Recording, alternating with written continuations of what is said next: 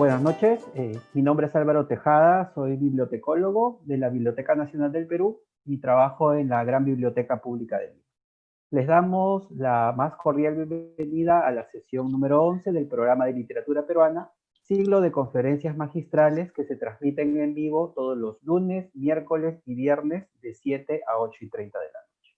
En el presente bloque temático denominado Poética de la Modernidad, es un gusto contar con la participación de Peter Elmo. A continuación, presentaremos un poco acerca de su biografía. Escritor y profesor principal en el Departamento de Español y Portugués de la Universidad de Colorado. Estudió literatura en la Pontificia Universidad Católica del Perú y obtuvo un doctorado en literatura latinoamericana en la Universidad de Texas en Austin. Sus libros de ensayos y críticas son Los muros invisibles, Lima y la modernidad en la novela peruana, La fábrica de la memoria, la novela histórica latinoamericana, El perfil de la palabra, la obra de Julio Ramón Ribeiro y La estación de los encuentros, artículos y ensayos sobre literatura. Es autor de 4 novelas, Enigmas de la modernidad, Las pruebas del fuego, El fondo de las aguas y El náufrago de la sangre. Desde 1984 colabora con el grupo Yuyashkani en obras de Yuyashkani en cuya creación ha participado. Estas son Encuentros de zorros, Hasta cuándo corazón y Santiago. A continuación, nuestro expositor presentará la conferencia titulada La ciudad escrita, Lima y la generación del 50. Esta versará sobre la quinta década del siglo XX y la aparición en la escena literaria de varios de los mejores poetas y narradores peruanos en esos años. La transformación del paisaje humano de Lima se hizo más intensa, evidente y contradictoria, al punto que la imagen de la misma ciudad se tornó un tema crucial para escritores como Sebastián Salazar Bondy, el autor del ensayo Lima la Horrible, y Julio Ramón Ribeiro, que desde su primera colección de cuentos, Los gallinazos sin pluma, exploraría las experiencias de quienes desde el anonimato o la marginalidad cambian la identidad y el ambiente del libro. Sobre los cambios en la prosa ensayística y de ficción peruana y la representación literaria de la capital, trata esta charla. Le damos la más cordial bienvenida a Peter Elmo y gracias por participar.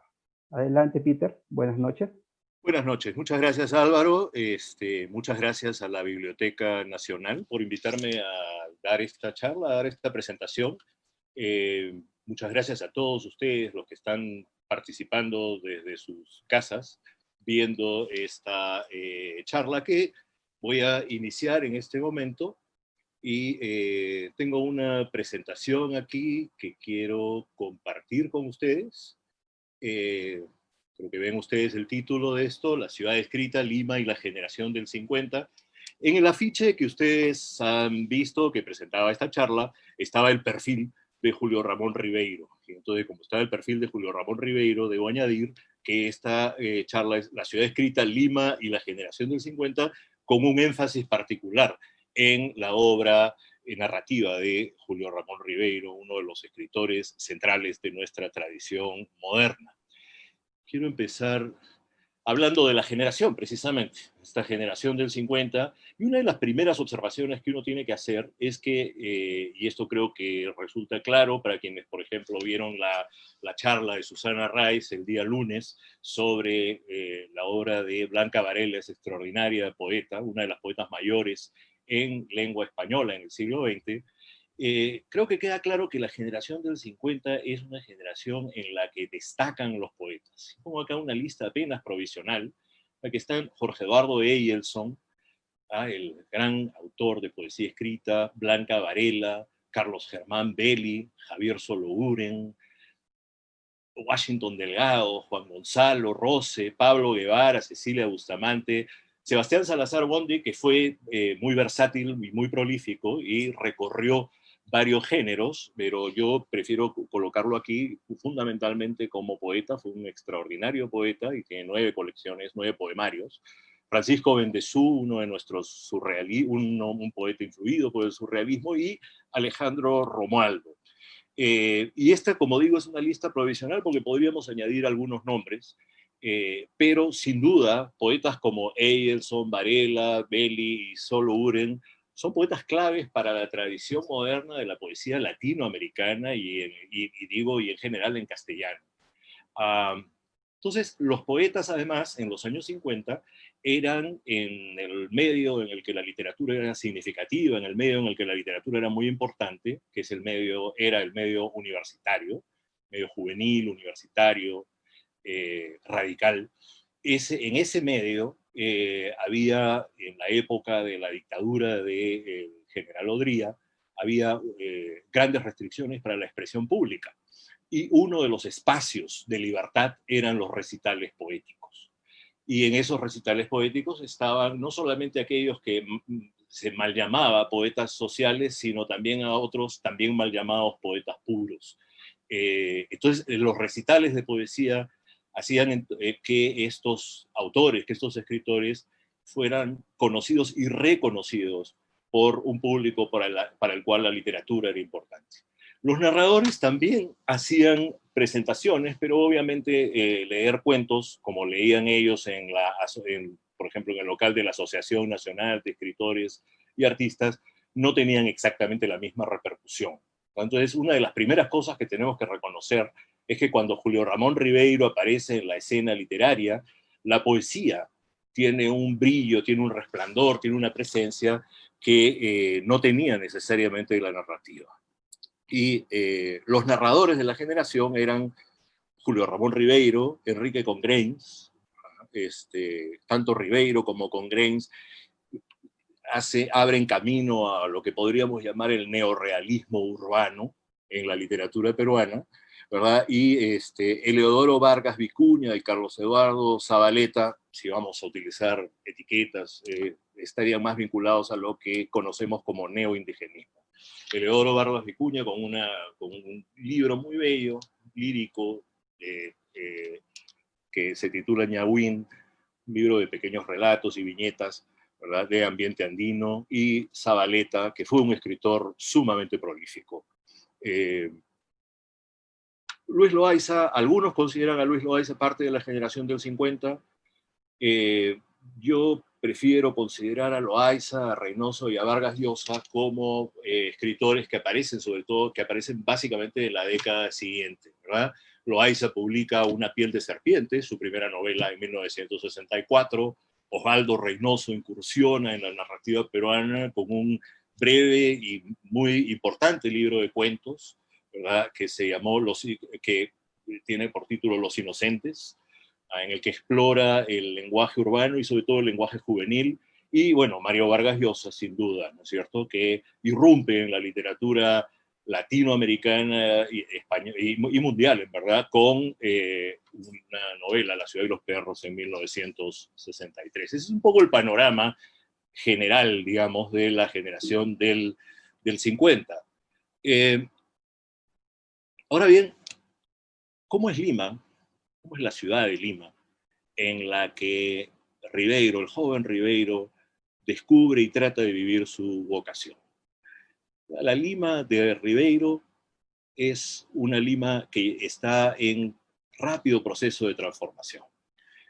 Ese rápido proceso de transformación tiene que ver con la modernización de la ciudad, con la expansión de la ciudad, y esa modernización y expansión de la ciudad va acompañada también por una presencia multitudinaria, y en verdad cada vez más multitudinaria, de migrantes, sobre todo de migrantes andinos.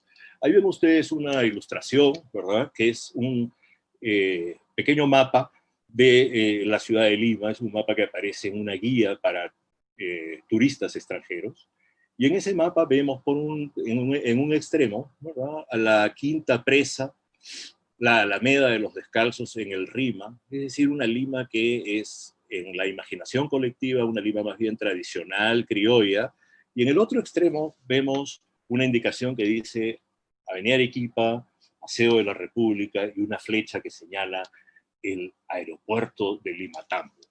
Y esa Lima, ¿verdad?, es claramente una Lima mucho más extendida, mucho más amplia de lo que había sido la Lima de apenas unas décadas antes. Y me parece importante considerar lo siguiente. Muchas veces cuando hablamos de las transformaciones de Lima, usamos como una especie de década que marca una partición de aguas, la década del 40 o la década del 50. Como si antes Lima hubiese sido una ciudad plácida, una ciudad más bien pequeña, una ciudad aldeana donde todo el mundo se conocía. Y eso es en verdad una percepción errónea, porque los que vivieron los primeros años del siglo XX sintieron la ciudad de Lima como una ciudad que estaba cambiando muy rápidamente. No podían obviamente prever hasta qué punto iba a cambiar, hasta qué punto se iba a transformar, pero sentían que la ciudad en la que estaban viviendo ya no era la ciudad en la que habían nacido o en la que habían crecido, que era otra ciudad. Quiero leer entonces esta cita de José Carlos Mariátegui, sin duda el pensador más importante del Perú moderno, ¿verdad? Y dice, en 1928 escribe, el espectáculo del desarrollo de Lima en los últimos años mueve a nuestra impresionista gente limeña a previsiones de delirante optimismo sobre el futuro cercano de la capital. Los barrios nuevos, las avenidas de asfalto, recorridas en automóvil a 60 u 80 kilómetros por hora, persuaden fácilmente a un limeño, bajo su epidémico y risueño escepticismo, el limeño es mucho menos incrédulo de lo que parece de que Lima sigue a prisa el camino de Buenos Aires o Río de Janeiro. Esto está en 7 ensayos de interpretación de la realidad peruana, que como sabemos es en verdad la recopilación de una serie de artículos y ensayos que publica Mariátegui en la revista Amauta, antes, obviamente, de 1928. Es decir, la Lima de los años 20 es una Lima que se siente dinámica, que se siente novedosa, que se siente moderna, ¿verdad?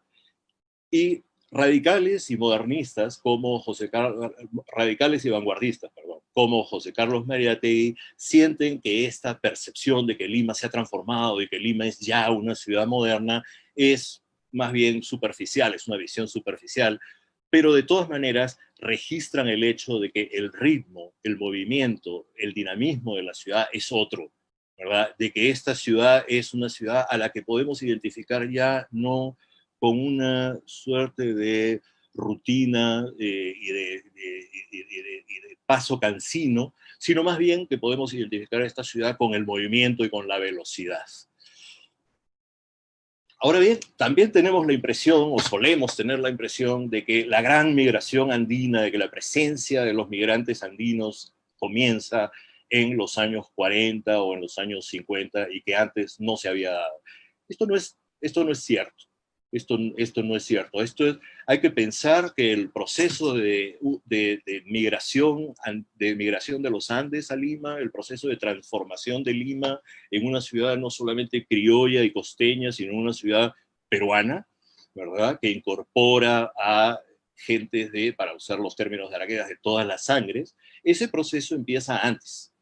Y quiero leer entonces una cita o dos citas de Jaguar Fiesta, del capítulo 7 de Jaguar Fiesta.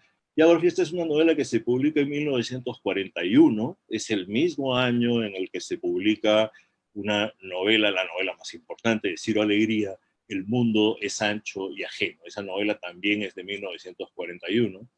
Y es interesante notar que tanto en Jaguar Fiesta como en El mundo es ancho y ajeno, Lima también está presente. Y presente de una manera muy significativa. En el caso del mundo es ancho y ajeno, el último líder de la comunidad de Rumi, Benito Castro, es un mestizo que se ha alfabetizado en Lima y ha descubierto su conciencia política en la ciudad de Lima. Y de ahí retorna a la comunidad de Rumi y, como dije, se convierte en el último líder de esa comunidad en su lucha contra el terrateniente, que quiere arrebatarles las tierras a los comuneros para obligarlos a trabajar en una mina de su propiedad, naturalmente. Bueno, en el capítulo 7, Los Serranos, leemos que la voz narrativa dice lo siguiente: y por esa carretera llegaron a Lima los 2000 lucaninos y los coracoreños. Al mismo tiempo, por todos los caminos nuevos, bajaron a la capital los serranos del norte, del sur y del centro. La universidad, las escuelas de toda clase, los ministerios, las casas comerciales, las fábricas, todas las empresas se llenaron de serranos. Y luego hace una observación muy interesante el narrador, una observación que tiene que ver con lo que el gran historiador Fernand Braudel, el gran historiador de la Escuela de los Anales, llamaba la larga duración. Después de 600 años, acaso de 1000 años, otra vez la gente de los Andes bajaba en multitud a la costa. Mientras los gobiernos abrían avenidas de 4 pistas de asfalto y hacían levantar edificios americanos, mientras los periódicos y las revistas publicaban versos bonitos a la europea, y los señores asistían con tongo y levita a las invitaciones del gobierno, de las embajadas y de los clubes, los serranos, indios, medio mistis y chalos bajaban de la altura con sus charangos, sus bandurrias, sus quirquinchos y su castellano indio. Compraban o se apoderaban de algunas tierras próximas a la ciudad. Y noten ustedes que esto, digamos, la novela obviamente se publica en 1941, fue escrita a fines de la década del 30. Ya a fines de la década del 30, entonces, Arguedas puede hacer estas apreciaciones sobre la relación entre los pobladores de los Andes, ¿verdad?, y la ciudad de Lima. Entonces, un poco para ponernos en el contexto de la Lima en la que creció y en la que definió su vocación Julio Ramón Ribeiro, tenemos que ver lo siguiente. La población de Lima en 1940 era de 660.000 personas. En 1950, 10 años después, ya sobrepasa el millón. Tenemos 1.066.000 personas.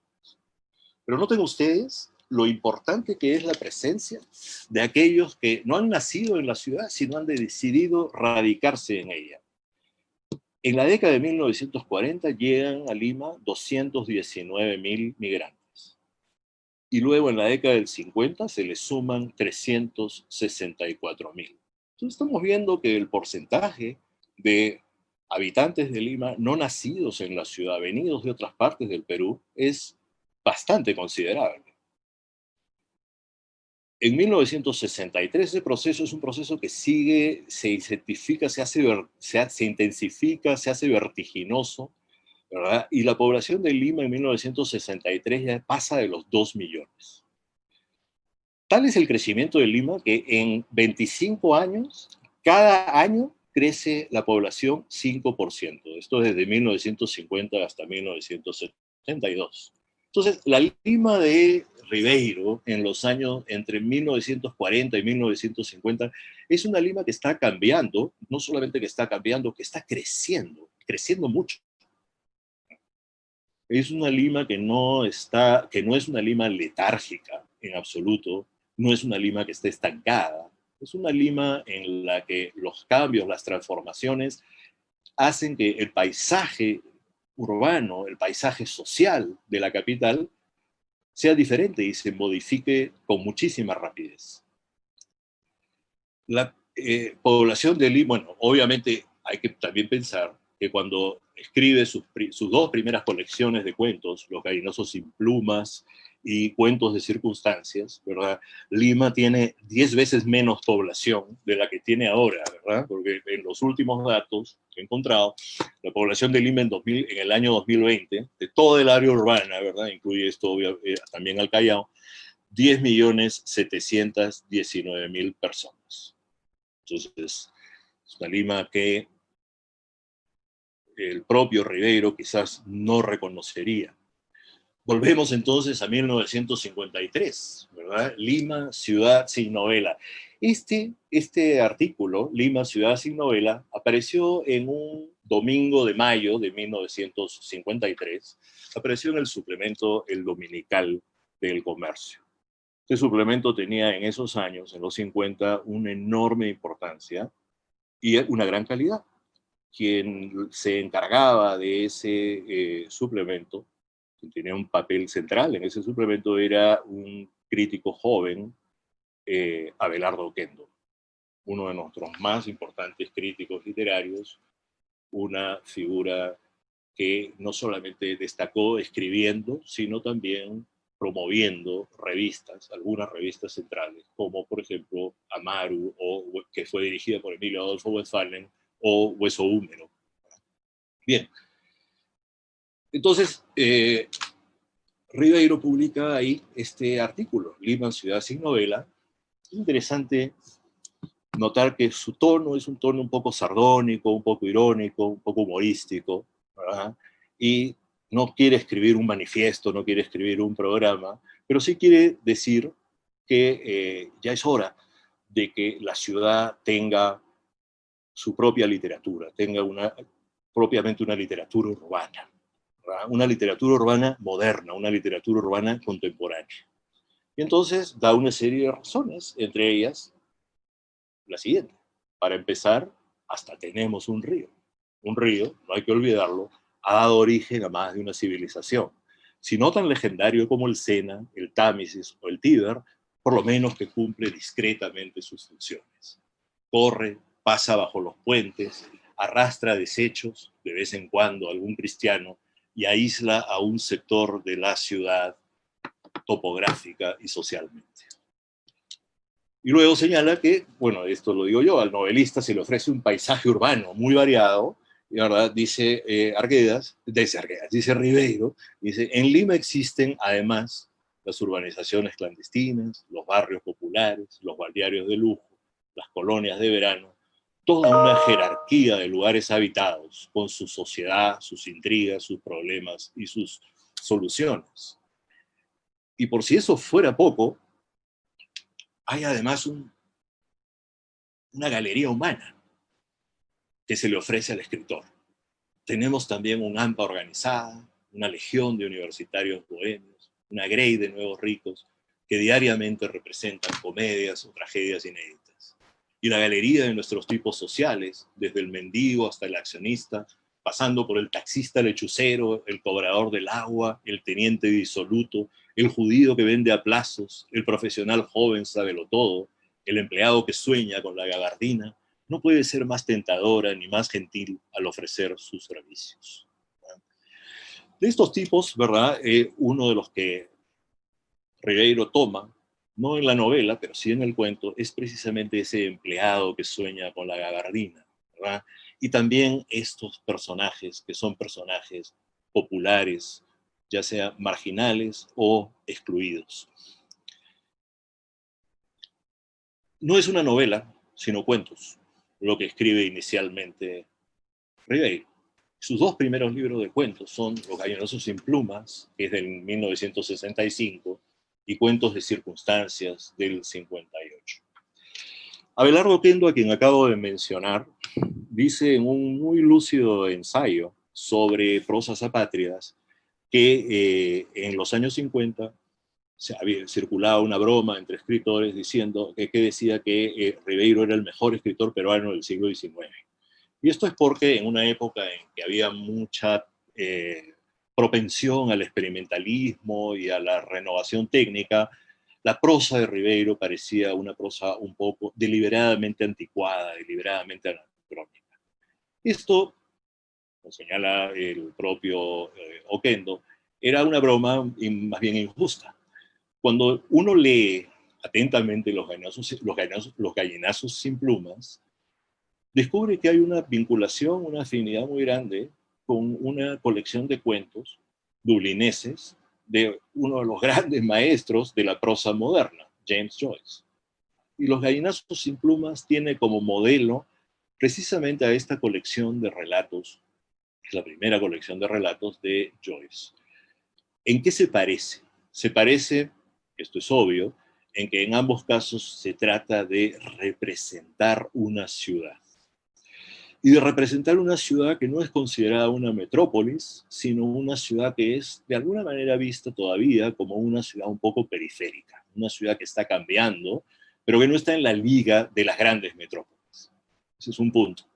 Otro es que se concibe el cuento, el libro, no simplemente como una sucesión de relatos, una sucesión de un conjunto de cuentos que no tienen mucho que ver en verdad entre sí, sino que se ve estos cuentos como parte de una totalidad fragmentaria y prismática.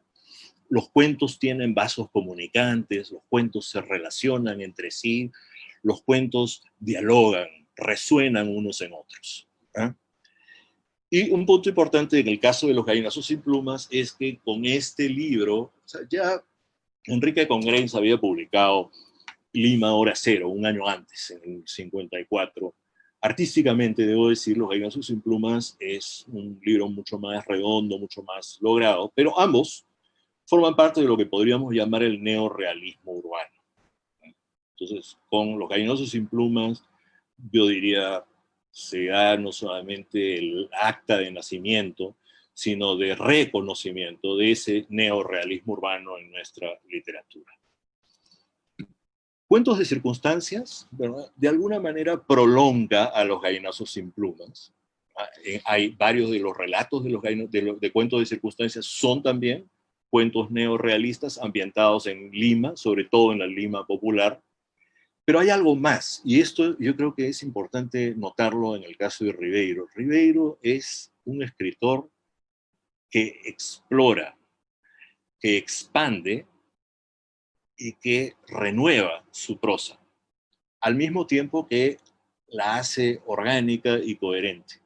Cuentos de circunstancias no es simplemente los cuentos que no entraron en Los Gallinazos sin Plumas, sino que hay unas vetas, unas columnas de su obra que van a aparecer aquí, que son muy interesantes. Hay una beta autobiográfica en la que apenas velada está la presencia del propio Julio Ramón Ribeiro y de sus recuerdos, de su memoria, y otra línea que ya no es realista, sino que es una línea en la que el humor y lo fantástico o extraño tienen una presencia clave, y entonces producen una curvatura especial que hace que sintamos que la realidad está como enrarecida, desrealizada. Y para eso sirven la comicidad, y para eso sirve también lo fantástico. Quiero hablar un poquito sobre Los Gallinazos sin Plumas, que es un cuento excepcional. ¿Cómo ustedes, cómo empieza Los Gallinazos sin Plumas? A las 6 de la mañana, la ciudad se levanta de puntillas y comienza a dar sus primeros pasos. Una fina niebla disuelve el perfil de los objetos y crea una atmósfera encantada. Las personas que recorren la ciudad a esta hora parece que están hechas de otra sustancia, que pertenecen a un orden de vida fantasmal. Cualquiera que conozca la literatura y la poesía peruana verá que esta ciudad que se personifica, que a las 6 de la mañana se levanta de puntillas y comienza a dar sus primeros pasos, y que esa ciudad a la que define una fina niebla que disuelve el perfil de los objetos y crea una atmósfera encantada, esa ciudad es la ciudad del gran poeta simbolista José María Eguren. Es curioso que un relato neorrealista empiece de esta manera, pero justamente ahí está, creo, la enorme capacidad de Ribeiro para captar distintos registros, para captar distintos niveles. Resulta que esta percepción de la ciudad no es la percepción de un esteta, de un artista, sino que es la percepción de uno de los personajes. Un chico que es uno de los gallinazos sin plumas, un reciclador, que sale muy temprano precisamente a recoger cartones y a recoger basura para alimentar a un cerdo, a un chancho, que es la propiedad, el capital de su abuelo, que es un abuelo explotador. Y entonces todo el drama de Los Gallinosos sin Plumas, ¿ah?, es precisamente el de la relación que se da entre dos niños que son explotados por un patriarca que es al mismo tiempo un patrón. Y al final hay un acto de justicia macabra, ¿verdad?, que libera a estos chicos. Pero noten ustedes, al principio del cuento tenemos esta cita y al final Enrique cogió a su hermano con ambas manos y lo estrechó contra su pecho. Abrazados hasta formar una sola persona, cruzaron lentamente el corralón. Cuando abrieron el portón de la calle, se dieron cuenta de que la hora celeste había terminado y que la ciudad, despierta y viva, abría ante ellos su gigantesca mandíbula.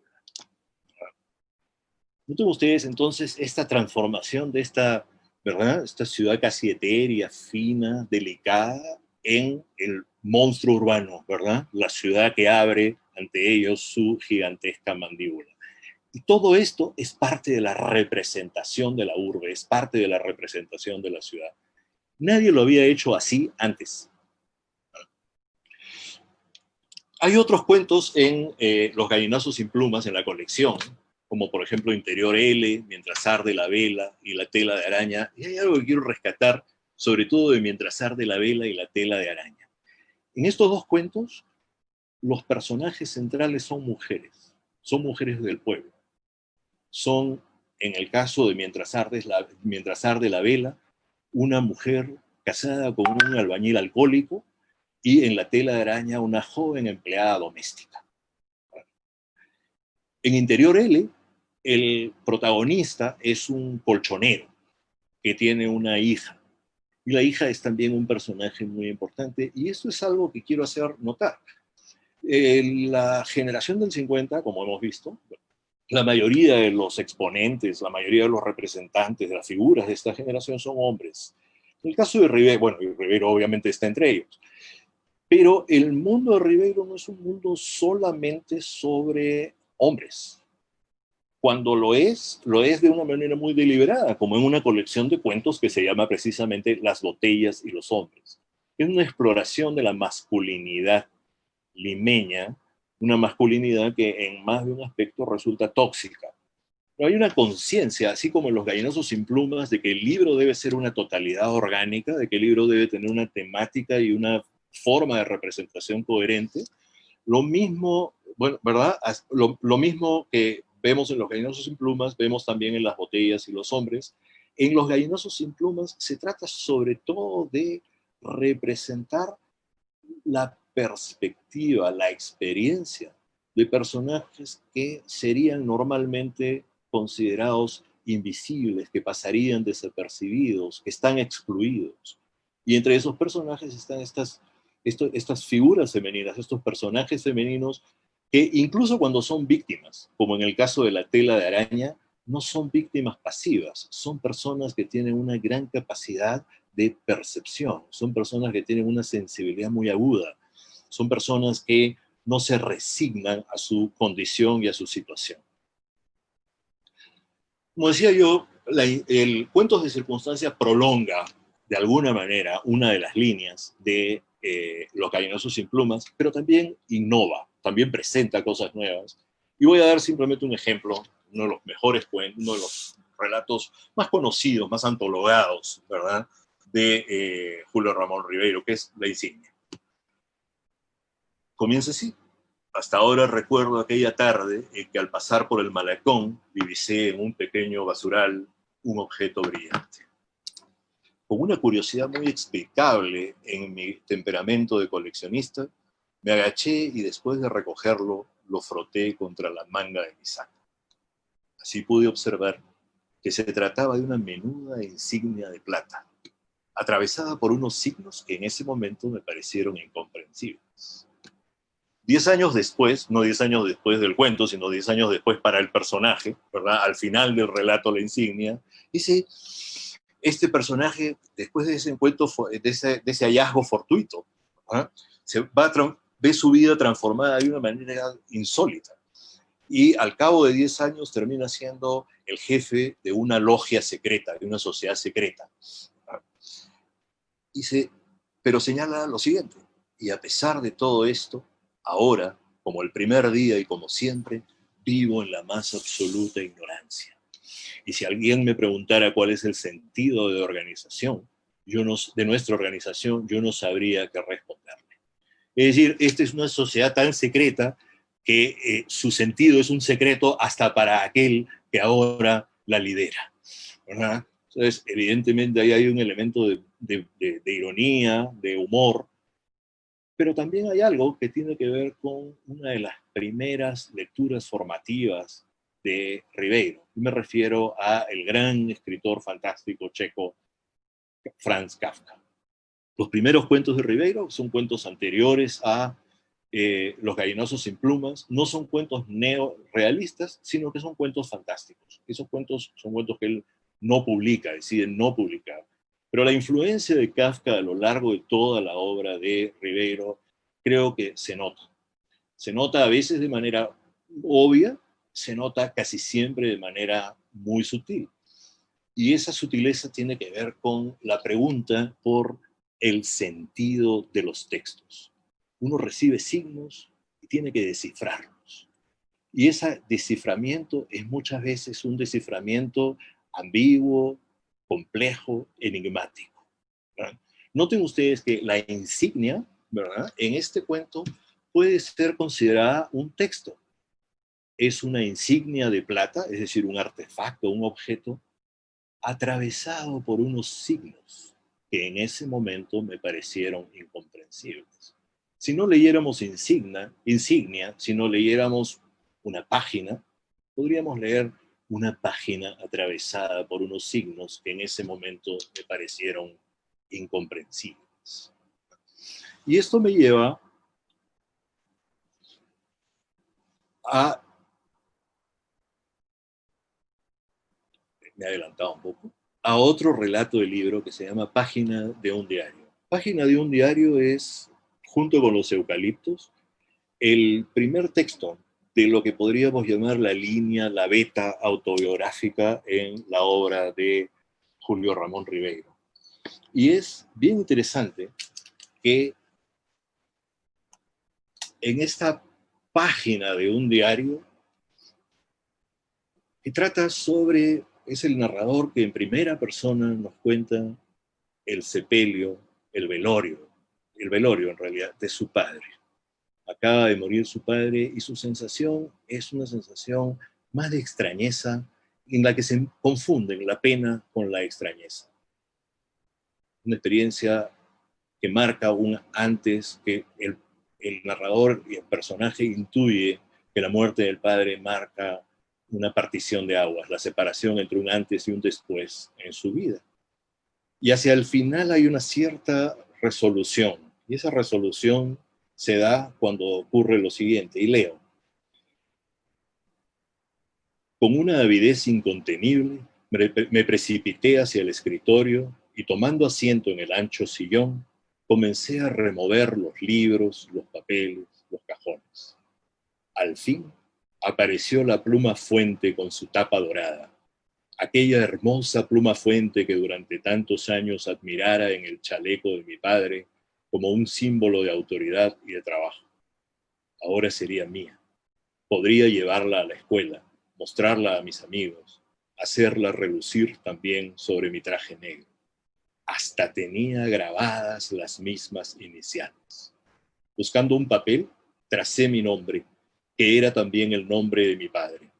Entonces comprendí por primera vez que mi padre no había muerto, que algo suyo quedaba vivo en aquella habitación, impregnando las paredes, los libros, las cortinas, y que yo mismo estaba poseído, como poseído de su espíritu, transformado ya en una persona grande.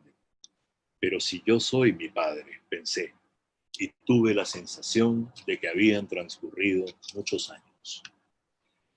No me parece forzado encontrar una conexión entonces entre esa pluma fuente y la insignia.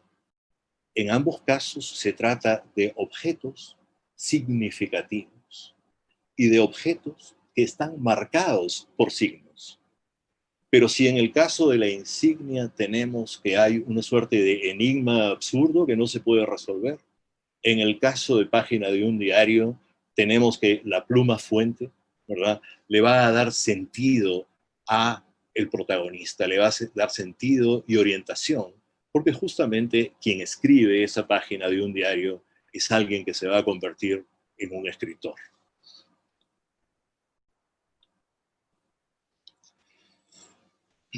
Habíamos visto antes, ¿verdad?, que en 1953 Ribeiro escribe este artículo que publica en el Dominical del Comercio, y en ese artículo habla de que Lima es una ciudad sin novela.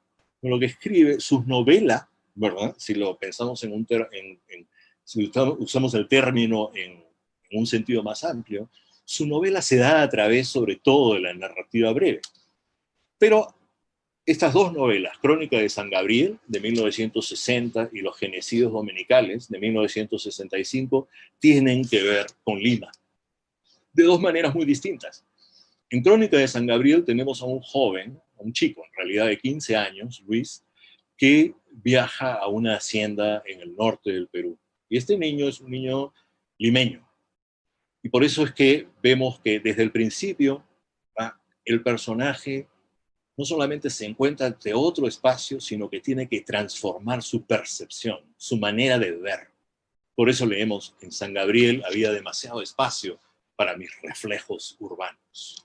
No solamente entonces la urbe es aquello que nos rodea, sino que muy lúcidamente Ribeiro ve que hay una forma de estar en el mundo, una forma de ser en el mundo que es característicamente urbana. ¿Verdad? Luego tenemos los genocidios dominicales. El punto de vista, la manera de mirar, la percepción, son temas claves en toda la obra de Julio Ramón Ribeiro. Si entonces en Crónica de San Gabriel hay demasiado espacio para los reflejos urbanos del narrador protagonista, en el caso de los genocidios dominicales nos encontramos con un joven, Ludo Totem, que es un universitario que aspira a ser escritor, aspira a ser artista, no lo conseguirá, es una novela bastante pesimista, es un retrato del artista fallido, del artista que no logra consumar su vocación. Pero bueno, y ahí no tenemos un narrador en primera persona, sino como vemos un narrador en tercera persona que, sin embargo, usa el punto de vista, focaliza, diríamos, en Ludo Totem. Mientras camina hacia el paradero del ómnibus, se da cuenta de un detalle, que a veces basta tomar una determinación importante para que de nuestros ojos caiga el velo que tiende la rutina. Solo entonces vemos el verdadero rostro de las cosas. Así, mientras hace su camino, descubre que en la fachada de la iglesia de San Agustín hay un pórtico barroco digno de una erudita contemplación, que la gente que anda a su lado es fea, que hay multitud de bares con olor a chicharrón y que los avisos comerciales, tendidos en las estrechas calles de balcón a balcón, convierten al centro de Lima en el remedo de una urbe asiática construida por algún director de cine para los efectos de una película de espionaje. Es bien interesante notar aquí cómo la percepción del personaje registra entonces un espacio urbano que es heterogéneo, que es heteróclito, que es variado, que es discorde y en su percepción deforme, pero que no es, y esto es lo central, que no es homogéneo y que además no pertenece a un solo tiempo histórico, sino a varios que van desde el pórtico barroco de la iglesia de San Agustín hasta esta ilusión de que, ¿verdad?, el centro de Lima es el remedo de una urbe asiática construida por algún director de cine para los efectos de una película de espionaje. Y quiero subrayar algo. Así como había demasiado espacio para los reflejos urbanos de Luis, aquí el hecho de haber renunciado a su trabajo, de haber tomado una determinación importante, hace que el personaje se convierta por fin en un observador. No es que la ciudad es monótona, la ciudad no lo es en absoluto. Lo que puede ser monótono es el modo de percibirlo. Y por eso basta tomar una determinación importante para que de nuestros ojos caiga el velo que tiende la rutina y podamos ver la realidad urbana en toda su variedad. Paso ahora a uno de los grandes textos de Julio Ramón Ribeiro. Uno de sus... Este es, en verdad, si debo confesarlo, mi cuento favorito de Ribeiro, Al pie del acantilado. Está en una colección que se llama Tres historias sublevantes. Tres historias sublevantes, como habíamos visto antes, en todos los libros de Ribeiro hay esta voluntad de que el libro no sea simplemente una suma de textos, sino que sea un conjunto orgánico. Y en Tres historias sublevantes la idea es mostrar la injusticia en el Perú. Y resulta entonces irónico este epígrafe que toma él de un libro escolar. El Perú es un país grande y rico situado en América del Sur, que se divide en tres zonas: costa, sierra y montaña. Los tres cuentos son Al pie del acantilado, El Chaco y Fénix. Claramente el mejor de los tres es Al pie del acantilado, es una obra maestra. En Al pie del acantilado tenemos un personaje popular, Leandro. no solamente es un personaje popular, podría ser considerado también un personaje marginal, tan literalmente marginal que vive en una orilla, vive en un margen, vive literalmente al pie del acantilado. Y este hombre es un hombre que lucha por la supervivencia. Y esta lucha por la supervivencia, junto con sus hijos, no lo degrada, no lo degrada, sino que por el contrario lo enaltece. Cuando leemos el relato y el relato está en boca de él, es la convención que utiliza aquí el escritor Julio Ramón Ribeiro, es darle la palabra al personaje y hacer que el texto salga de él, sea dicho en primera persona. Es uno de los casos en que él utiliza la primera persona de y es la voz de un personaje popular. Esa voz no trata de parecerse a cómo hablaría este personaje, digamos así, en la vida real. Ribeiro, en una de sus prosas patrias, dice: literatura es afectación. Es decir, la literatura no tiene por qué parecerse o imitar a la realidad, parecer que no es literatura. Es más, él dice alguna vez: esa literatura que quiere parecer que no es literatura es la más afectada. Entonces, él no hace que la voz, que la textura de la voz del personaje sea coloquial, ¿verdad? Y recoja el dialecto popular limeño. No es así. Él utiliza como en toda su obra, un estilo sobrio, una norma que podríamos considerar una norma literaria, una forma de escribir, ¿verdad? Que es discreta, sobria y que no pretende parecer oral. Y sin embargo, la voz de este personaje resulta auténtica, resulta genuina y convincente, porque su campo de conciencia y su campo de experiencia son totalmente los de un hombre que lucha por sobrevivir, un hombre que vive una existencia marginal, pero que no se rinde ante esa existencia marginal. Comienza el cuento de manera que yo considero muy bella, así: nosotros somos como la higuerilla, como esa planta salvaje que brota y se multiplica en los lugares más amargos y escarpados. Véanla cómo crece en el arenal, sobre el canto rodado, en las acequias sin riego, en el desmonte, alrededor de los muladares. Ella no pide favores a nadie, pide tan solo un pedazo de espacio para sobrevivir. Y creo que aquí hay una clave de la obra de Julio Ramón Ribeiro. Nunca descendió al miserabilismo, nunca descendió a una actitud paternalista ante aquellos que luchan por sobrevivir, aquellos que tienen que trabajar en condiciones muy duras para alcanzar su sustento. No hay en absoluto, ¿verdad?, esa actitud paternalista que suele distinguir a la prosa, ¿verdad? Aparte de la prosa que toma como asunto, que toma como su centro temático las circunstancias, la vida de los oprimidos, de los explotados. No es así. En el caso de Ribeiro, sus personajes son personajes que responden creativamente a sus circunstancias y que tienen una dimensión ética y existencial profunda. Bien, hasta que salió en 1972. En 1972 se publicaron los dos primeros tomos de La Palabra del Mudo. O sea, nosotros ahora estamos, digamos, si nos preguntan, bueno, ¿de qué es autor Julio Ramón Ribeiro? Inmediatamente viene a nosotros el título de La Palabra del Mudo. Pero La Palabra del Mudo es el título de la recopilación de los cuentos publicados hasta 1972, incluyendo ahí una colección que antes era inédita, la colección El Próximo Mes Me Nivelo. Y unos años después, en 1977, sale la colección Silvio en el Rosedal. Hasta entonces, ¿verdad?, Ribeiro había tenido muy mala suerte con las ediciones. Por ejemplo, la primera edición de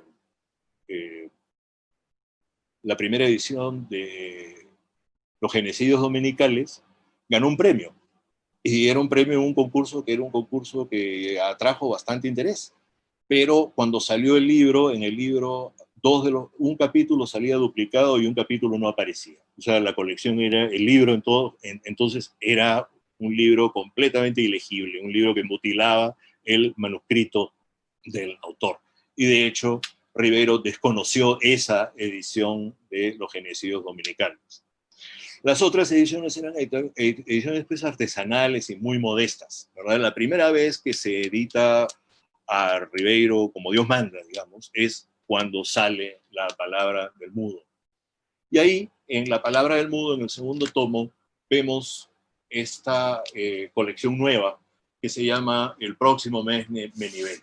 Son 9 cuentos, los 9 cuentos están situados en el Perú, y algo que me parece que caracteriza a estos relatos es que en los más significativos, que son Una medalla para Virginia, El próximo mes me nivelo, Sobre los modos de ganar la guerra y Espumante en el sótano, tenemos que los personajes no son personajes pasivos, son personajes que hacen cosas, y hacen cosas en un momento de sus vidas, hacen cosas que son que parecen significativas, que parecen importantes. En una medalla para Virginia, Virginia salva a la esposa de un alcalde, la salva de ahogarse, y hay una ceremonia, le dan una medalla, y en el momento en el que ella recibe la medalla, recibe junto con la medalla una gran desilusión. En el próximo mes de nivelo, un joven, ¿verdad?, que es el que sabe, el más valiente del barrio, ¿no?, tiene un duelo con alguien de otro barrio y le gana, lo derrota, pero esa victoria le deja un sabor a amargura y a inutilidad. En Sobre los modos de ganar la guerra, tenemos a un instructor, es un suboficial, instructor del curso de premilitar, ¿verdad?, que quiere ganar por todos los medios un simulacro de batalla. Resulta al final risible, ridículo e incluso un poco triste. Y Espumante en el sótano, que es uno de los cuentos más bellos y más tristes de Ribeiro para mí, ¿verdad?, un personaje, Aníbal, cumple 25 años de funcionario en el Ministerio de Educación, y él mismo se organiza su propia celebración. Y al final de la celebración tiene una epifanía es una revelación, un descubrimiento, la revelación, el descubrimiento triste de la inutilidad de todo lo que ha vivido y hecho hasta el momento. Él es una de esas personas, una de estas... Dostoyevsky escribió su primera novela que se llamaba Pobres Gentes, ¿verdad? Y en Ribeiro hay una presencia de estas pobres gentes en el sentido de Dostoyevsky. Personas que son anónimas, que pasan desapercibidas, pero en las cuales vibra una humanidad que otros no reconocen. Luego viene Silvio en El Rosedal, y ya me voy apresurando un poco porque veo que se acerca el final de esta hora y quiero pasar a la conversación, a la respuesta a las preguntas que ustedes tengan. Silvio en El Rosedal es uno de los mejores cuentos latinoamericanos del siglo XX. Para mí, sin lugar a dudas. Esta colección es, como decía también antes, sobre los cuentos de Ribeiro son cuentos que tienen un carácter orgánico. Los libros tienen un carácter orgánico. Los libros tienen unidad. Y en esos libros los cuentos dialogan entre sí, tienen distintas modulaciones, pero esas distintas modulaciones responden siempre a una misma preocupación central. Y en el caso de Silvio en El Rosedal es el arte de descifrar, el arte de leer. El jardín de Silvio en El Rosedal es un texto hecho de flores, y él tiene que descifrarlo, y ese texto es un texto críptico, es un texto enigmático, y es un texto cuyo sentido final él nunca llega del todo a desentrañar. Este tema, el tema de la lectura, de saber leer, de saber descifrar, de intentar entender los signos que se nos presentan, está también en Terra Incógnita, donde un catedrático que enseña nada menos que letras clásicas, ¿verdad?, y que conoce mejor su biblioteca que la ciudad de Lima, sale justamente a la terra incógnita de la ciudad de Lima y tiene un encuentro más bien equívoco con un hombre. y en ese encuentro más bien equívoco con un hombre, intuye, sospecha, es lo que nos deja entender el narrador un secreto de sí mismo, un secreto sobre sus deseos y sobre su sexualidad. En El Marqués y los Gavilanes tenemos a un señor, que se vuelve loco, don Diego Santos de Molina, que termina preso de una fantasía paranoica y acaba escribiendo una misma frase una y otra y otra y otra vez. ¿Ah? La señorita Fabiola es distinto, porque la señorita Fabiola es esta persona modesta, humilde, que muchos considerarían poco importante, pero es la que le enseñó a leer al escritor.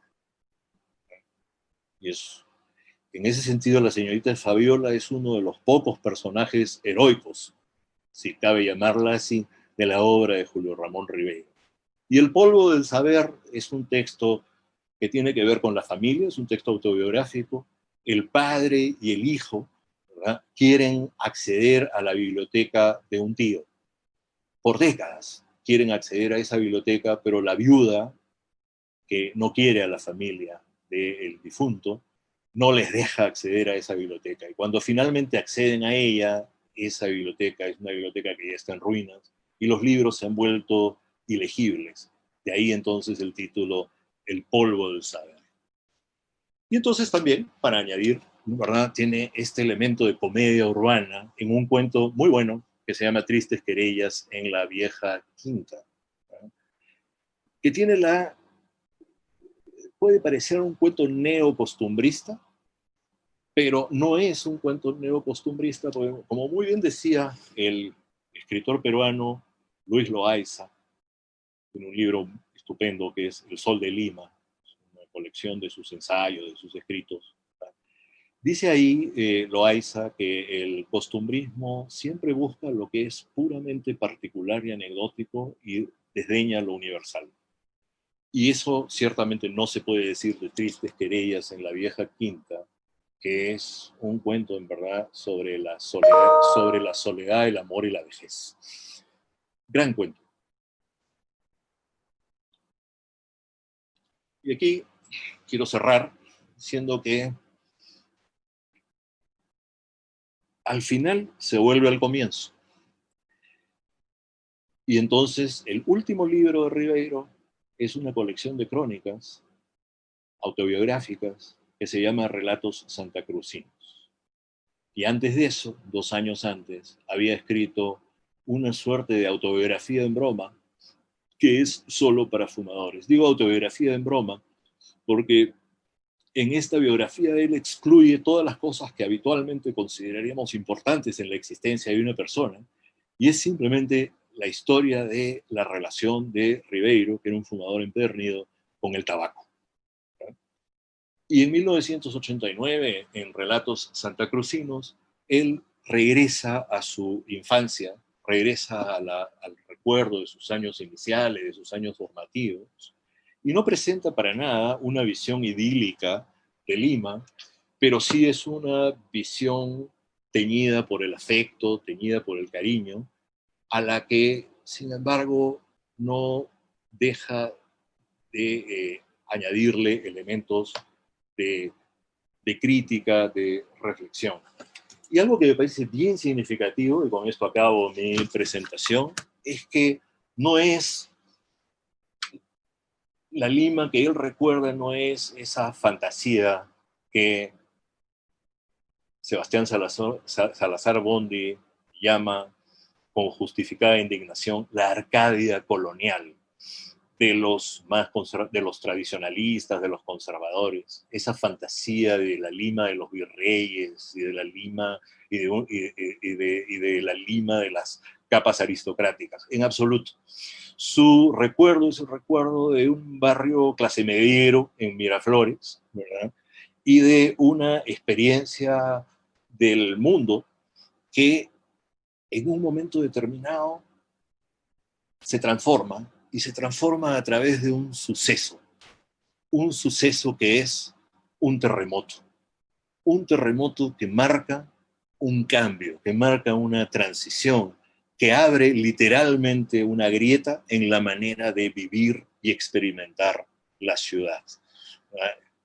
Esa crónica se llama Mayo de 1940, y en esa crónica él habla, bueno, de lo que él recuerda, ¿no? Estaba con los compañeros del colegio, el colegio Champañá, que dicho sea de paso es también el colegio al que yo fui, y dice, algunos alumnos huyeron rumbo al parque y nosotros hacia la Alameda Pardo, por donde pasaban mujeres dando de gritos con los brazos en alto. El ruido subterráneo cesó, pero la trepidación fue en aumento. La pista fluía como si fuese líquida. La fachada de la bodega Romano se tambaleó, su gran vitrina se hizo trizas. Dos indias de pollera cayeron de rodillas y clamaban al cielo dándose de golpes en el pecho. Una nube de polvo llegó de los acantilados y llenó nuestros ojos de tierra. El muro de un rancho se vino abajo, ramas de ficus cayeron estruendosamente, mientras que automovilistas pasaban fierro a fondo, tocando con estridencia sus bocinas. Esa es la experiencia, es el recuerdo, y de ese recuerdo viene esta reflexión. Esta reflexión es la reflexión ya del escritor maduro.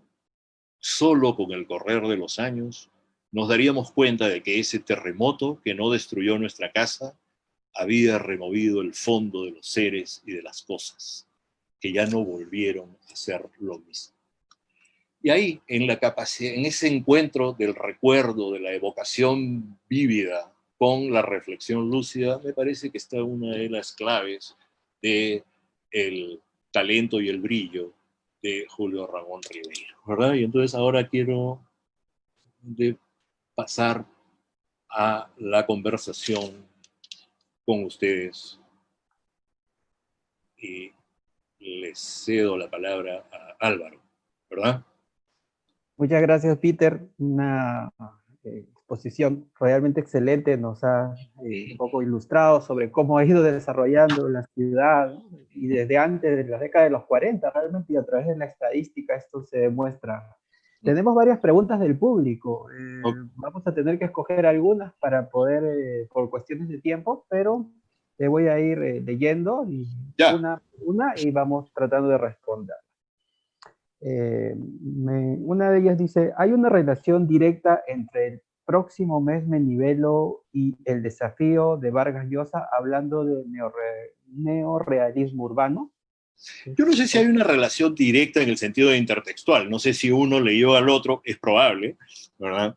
Pero sí tenemos que tomar en consideración que ambos vienen del mismo medio, del medio miraflorino, y que tanto Vargas Llosa como Julio Ramón Ribeiro se interesan muchísimo en los ritos de la masculinidad adolescente. Y esos dos cuentos que tú mencionas, ¿verdad?, en tu pregunta, justamente tienen que ver con eso, con los ritos de la masculinidad adolescente, ¿no? Excelente. Hay otra, dice, ¿por qué cree que a Julio Ramón Ribeiro le interesó los personajes marginales? Mira, yo creo que tiene que ver con la sensibilidad del autor, la sensibilidad del escritor, su apertura al mundo, su curiosidad, su deseo de... Y además con el reconocimiento de que la realidad, lo que define a la realidad es que es defectuosa. Defectuosa en el sentido siguiente, es defectuosa porque le falta algo, ¿verdad? La realidad, lo que define a la realidad es aquello que en ella no tenemos.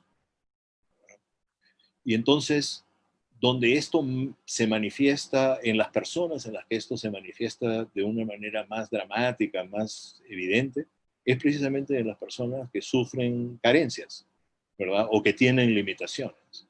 Entonces, Ribeiro no se interesa por los que triunfan, no se identifica con aquellos que tienen éxito, por eso le pone también a su libro, a sus memorias, La tentación del fracaso. Él se identifica más bien o se reconoce más en quienes han sido excluidos, para usar una cita de él, de un cuento suyo, los que están excluidos del festín de la vida. ¿Verdad? Le parecen mucho más interesantes y le parece que hay en ellos, en sus vidas y en sus experiencias, una verdad fundamental sobre la realidad, ¿verdad? Y es esto que yo decía, la realidad es en esencia defectuosa, no es plena. Justamente en su título, La palabra del mudo trata de darle palabra, ¿no?, al que él considera mudo, ¿no?, dentro de lo que es el escrito del título de esa novela. Hay otra pregunta, dice, a través de sus diferentes obras de Ribeiro, ¿cambia su representación de Lima? Yo no sé si cambia tanto la representación de Lima. La Lima de Ribeiro es fundamentalmente la Lima de los años 40 y 50. ¿No? O sea, Ribeiro vive más de 30 años fuera del Perú, ¿no? Y entonces su percepción de Lima, su representación de Lima tiene que ver con este momento de transición. Bueno, no diría un momento de transición, porque como había señalado al principio de mi charla, Lima comienza a transformarse desde antes, ¿no es cierto?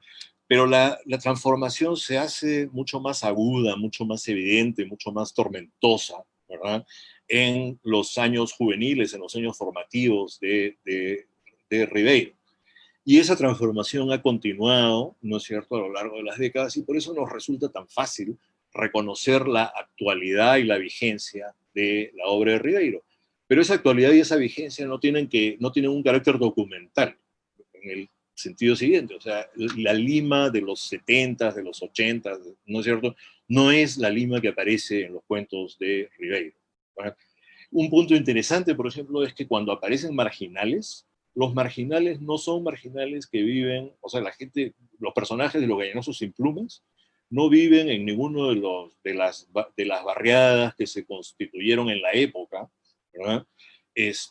San Cosme, por ejemplo, o Comas, sino que viven en un corralón de Santa Cruz, viven en Miraflores.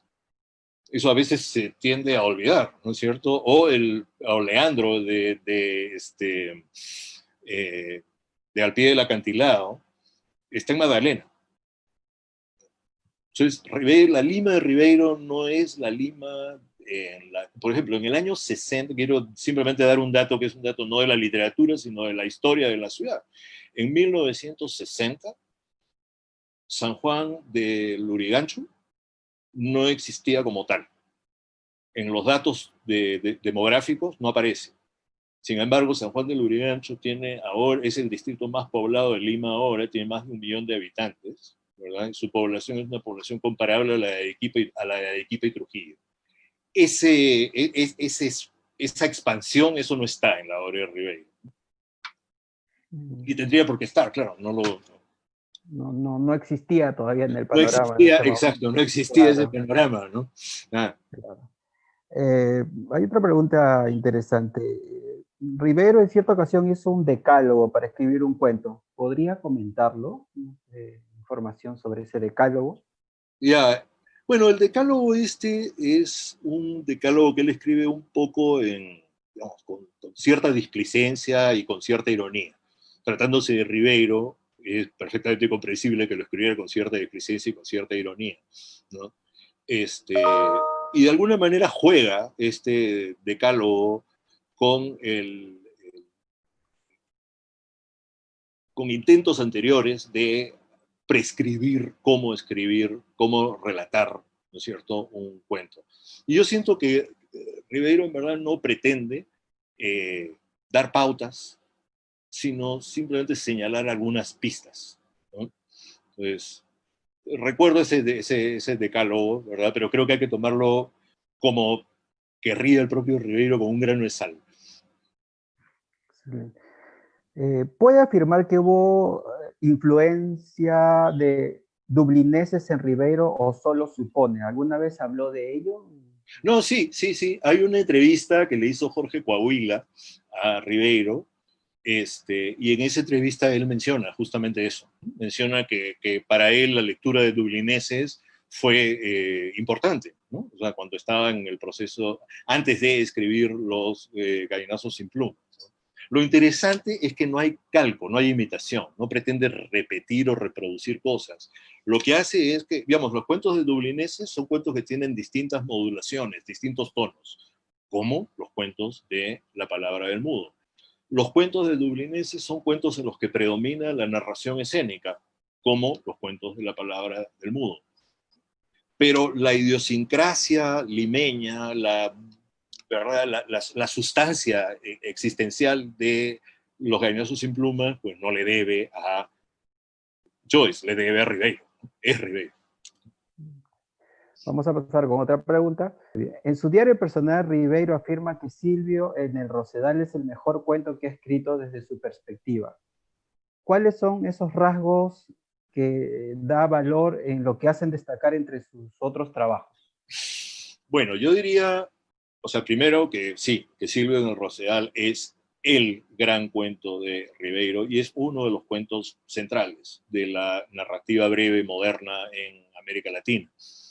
¿Qué es lo que encuentro yo en Silvio en el Rosedal? En el Silvio en el Rosedal hay como una especie de conjunción, de síntesis de distintas líneas de la obra de Ribeiro. Una de esas líneas tiene que ver con el interés por el desciframiento, por la lectura de los signos. Lo hemos visto, por ejemplo, en el caso ya muy temprano de la insignia o página de un diario en cuentos de circunstancias. Está eso. Pero por otro lado está un personaje que es un hombre solitario, tímido, que no ha logrado en su vida lo que deseaba, ¿no? Y hay cuántos personajes de Ribeiro, de hecho cuando hablamos de personajes ribeirianos, hablamos de personajes así, ¿verdad? Personas sensibles, solitarias, que no han sido reconocidas, que han pasado desapercibidas, ¿no? Que hay una distancia entre lo que parecen ser y lo que hay dentro de ellos, ¿verdad? Y Silvio es uno de ellos. Pero además hay un elemento adicional, y es que Silvio es como el propio Ribeiro, como esos personajes que aspiran a ser artistas, es también él un artista y un esteta. Y es significativo que al final de Silvio en el Rosedal, él dé su mejor concierto de violín, ¿verdad? Entonces, como que distintos elementos, todas las cosas que uno ve en la obra de Ribeiro están en Silvio en el Rosedal y no están juxtapuestas, sino que están completamente integradas. Entonces, creo que tenía razón cuando dijo que Silvio en el Rosedal era su mayor logro en la narrativa breve. ¿Nos puede hablar acerca del escepticismo en Ribeiro? Ya, yo creo que el escepticismo en Ribeiro, hay que poner un poco las cosas en contexto. El escepticismo, digamos, en alguna oportunidad leí, no recuerdo de qué autor, ¿verdad?, que comparaba a Ribeiro con Montaigne, el gran ensayista francés del siglo XVI. Digo, entonces, el escepticismo como actitud universal, me parece que si uno lo piensa como actitud universal, no, no entiende mucho, no ilumina demasiado. El escepticismo hay que verlo en relación con las circunstancias existenciales del sujeto y con el contexto histórico en el que vive.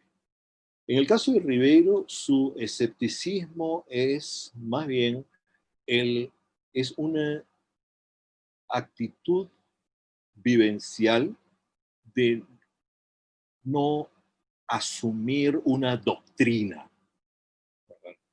Pero esa actitud de no asumir una doctrina, de no militar, ¿verdad? En su época había una exigencia fuerte, ¿verdad?, de comprometerse, ¿verdad? Ribeiro no es un escritor comprometido. Dicho eso, cuando uno lee los diarios de Ribeiro, entiende que Ribeiro tenía una simpatía muy fuerte, como muchos de los intelectuales y escritores de esa época, por la izquierda, y que sus convicciones iban por, ¿verdad?, que veía con bastante simpatía a posiciones socialistas o posiciones de izquierda, y que él pensaba que no había ningún modelo que explicara el mundo, pero hay una de las próximas patrias en la que dice, para mí no hay ningún modelo que explique el mundo, pero el que está más cerca de explicarlo es el marxismo. Entonces, el escepticismo de él no debe confundirse con lo que ahora, por ejemplo, nosotros podríamos considerar escepticismo. Va bien como una actitud de no ceder ante no ser fanático, ¿verdad? No ser fanático, pero no por eso ser un descreído, ¿verdad? Hay valores, como por ejemplo el valor de la justicia social, que para Ribeiro evidentemente es de enorme importancia. El Sí. escepticismo no se confunde en él con la indiferencia. Vamos a pasar con otra pregunta. En realidad son varias, pero vamos a ver. ¿Cuáles son las características literarias que permiten considerar a Ribeiro como el mejor cuentista del Perú? Y si acaso esta consideración no es arbitraria, ¿por qué es mejor que Valdelomar? Así esa pregunta. Bueno, eso de que si es mejor o es peor, ya, claro, como que la pregunta contiene su propia respuesta ahí, ¿no? Entonces, evidentemente estamos en un terreno en el cual, por un lado, hay juicios de valor, y los juicios de valor pueden ser discutidos. Por otro lado, hay una perspectiva que es la perspectiva de la historia literaria. Valdelomar tiene cuentos estupendos, tiene cuentos extraordinarios. El Caballero Carmelo, por ejemplo. ¿Cierto? Los Ojos de Judas. No hay, Valdelomar muere muy joven, muere a los 30 años, 31. Y su obra narrativa es una obra bastante escueta, es una obra bastante breve. Son un conjunto de cuentos. Valdelomar nunca escribe un libro orgánico de cuentos. Ribeiro escribe un conjunto de libros orgánicos de cuentos. Y eso creo ya marca una diferencia en el peso y la importancia de ambos, ¿no? Y por otra parte, la obra de Valdelomar en su momento no encarna o representa a una tendencia. Es la obra de un individuo de enorme sensibilidad y talento, mientras que en el caso de Ribeiro, varias de las tendencias, el neorrealismo, la literatura fantástica, se encarnan en él, pero no son solo él, es también, habíamos hablado de parte de una generación, la generación del 50. Entonces, en ese sentido diría que Ribeiro tiene, por un lado, una obra orgánica y por otro lado, una obra representativa de lo que se hacía en la literatura de su momento. Excelente. En el cuento La insignia de Ribeiro me trae reminiscencias de La secta de Fénix de Borges. ¿Podría existir Seguro. alguna comparativa a esa perspectiva de ambos autores sobre el desciframiento de los textos y la temática de las organizaciones secretas? Sí, sí, sin duda. Ahora, en el caso de Borges, por supuesto, la sociedad secreta es un tema que se desarrolla muchísimo más, ¿no? O sea, hay una cantidad de cuentos de Borges, algunos desde, no sé, por ejemplo, Tlön Uqbar Orbis Tertius, ¿no? La enorme enciclopedia de Tlön es creada por una sociedad secreta, ¿no? En las ruinas circulares, de alguna manera, los sacerdotes que van a estos templos en ruinas son parte también de una sociedad secreta y así, ¿verdad? Hay más ejemplos, obviamente, que uno podría invocar.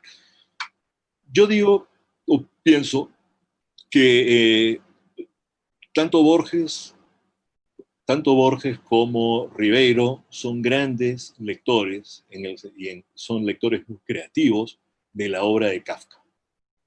¿Verdad? Y en Kafka justamente la idea de un orden o desorden, ¿verdad?, autoritario, o de una inteligencia que está más allá de la conciencia de la mayoría de las personas, es un tema clave, es un tema central, ¿no? Entonces, el tema del laberinto está relacionado con, digamos, las sociedades secretas suelen crear laberintos, suelen proponer enigmas, suelen ser cerradas, herméticas, ¿verdad? Eso de alguna manera viene desde Kafka. Y Kafka, como sabemos, fue clave para Borges y fue clave también para Ribeiro. Inclusive él manifiesta que después de varios años no entendía mucho sobre esa sociedad secreta y la insignia que había encontrado, ¿no? A pesar de Exacto, que ya pertenecía a eso. Quería exacto. manifestar que hay saludos de varias partes del país. Esa es una de las ventajas que nos trae la tecnología, ¿no? Nos están saludando desde de la Universidad San Agustín, de Arequipa, la UNSA. Saludos de la institución educativa 3022, José Sabogal. Qué bueno que nos escuchen de instituciones educativas, Ya, docentes ya. Me alegro. secundarias. Saludos desde la Biblioteca Municipal de Yanacancha de Pasco. Saludos desde la Biblioteca Murucuna en Corongo, Ancash. Desde Piura, Pisco, Cusco, Tacna, Iquito, Los Ángeles, incluso Guatemala. Bueno, por lo que vea, ha sido una amplia acogida y quizás sus palabras finales antes de cerrar, Peter. Bueno, bueno, gracias a ti, gracias a la Biblioteca Nacional, mis saludos a quienes me han saludado, ¿verdad? Y nada más quiero decir, bueno, que el sentido de reflexionar sobre la obra de un escritor es siempre hacer una invitación, ¿verdad? Y en este caso es una invitación a la lectura o la relectura, según los casos, de la obra de Julio Ramón Ribeiro, ¿no? Y con eso quisiera terminar, ¿no? El sentido de la crítica es abrir una conversación, abrir un diálogo entre lectores. Muchísimas gracias y bueno, también queremos agradecer al público asistente, su participación el día de hoy. Los esperamos en nuestra próxima sesión el día viernes 7 de agosto a la misma hora, a las 7 p.m., fecha en que el investigador Luis Fernando Chueca conversará sobre el tema de la hegemonía de lo conversacional a la consideración de lo diverso, un recorrido por la poesía peruana de los años 60 al fin del siglo. Agradecemos a todas las personas que siguen la conferencia. Les recordamos que la Biblioteca Nacional desarrolla un programa cultural virtual atendiendo las necesidades de estos tiempos de permanecer en casa. Todas las sesiones están siendo grabadas y se colgarán próximamente a través de nuestras redes sociales como Facebook, YouTube y en nuestro podcast. Bueno, gracias a todos por su participación y muy buenas noches. Muchas gracias, Peter, nuevamente y buenas noches con todos. Muy buenas noches y muchas gracias. Hasta luego. Hasta Chao. luego.